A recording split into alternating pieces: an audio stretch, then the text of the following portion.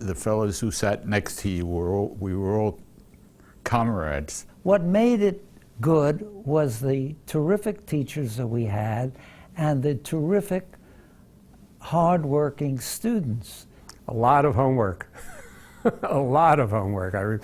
I remember that. I used to be up all hours, and my father never intervened. I guess he knew that it was necessary. One marvelous teacher I had was James Flynn, an English teacher, and I don't recollect whether I had him for Macbeth or for Hamlet, but he acted out all the parts, even the Ophelia part. And that was where I developed a love of English literature. Dr. Meermann, my German teacher, I guess because of his constant admonition, so you sit, so you work, which means you had to sit up straight and pay attention. I traveled down from the Bronx by subway. It was an easy ride down to 23rd Street. In 1940, there was a presidential campaign, and Franklin Delano Roosevelt's motorcade came along 23rd Street, and we had the 9th, 10th, 11th, and 12th floors of the City College building. And those of us who had a view of the north windows could look down, and we all rushed to the windows to see the president's motorcade go by.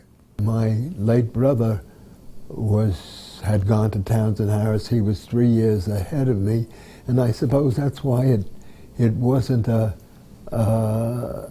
different thing for me. My brother had gone there, and I always remember him coming in home, I guess, from his first class, and then in French, and saying all of "Aujourd'hui je suis un homme," today I am a man. Pierre Courtine, who taught us French, and Mr. Courtine, who was apparently very active in the French community in New York City, taught us a number of popular songs in French, French folk songs. A couple of those were a little on the racy side for young guys. Because of the age of the students, remember it was a 3-year high school.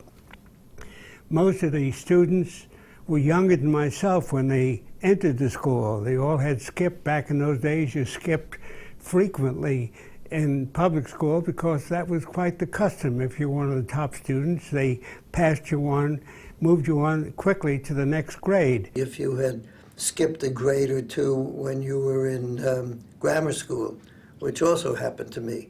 I was also short for my age, so being short and so young, I mean, I look like I should be wearing short pants instead of going to high school. I never thought I was going to be lucky enough to get into Townsend Harris.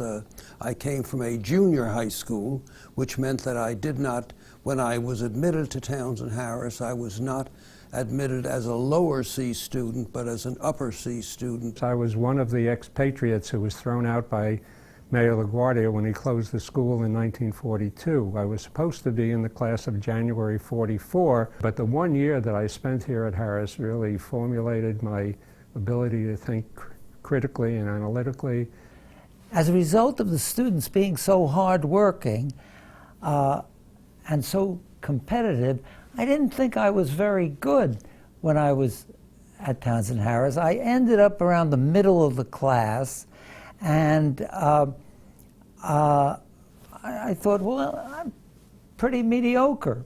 And then I discovered, after going to college, Brooklyn College, and going to Harvard for graduate school, that I never worked so hard ever again, even to get a PhD, as I did at Harris, or really enjoyed it so much. Townsend Harris was,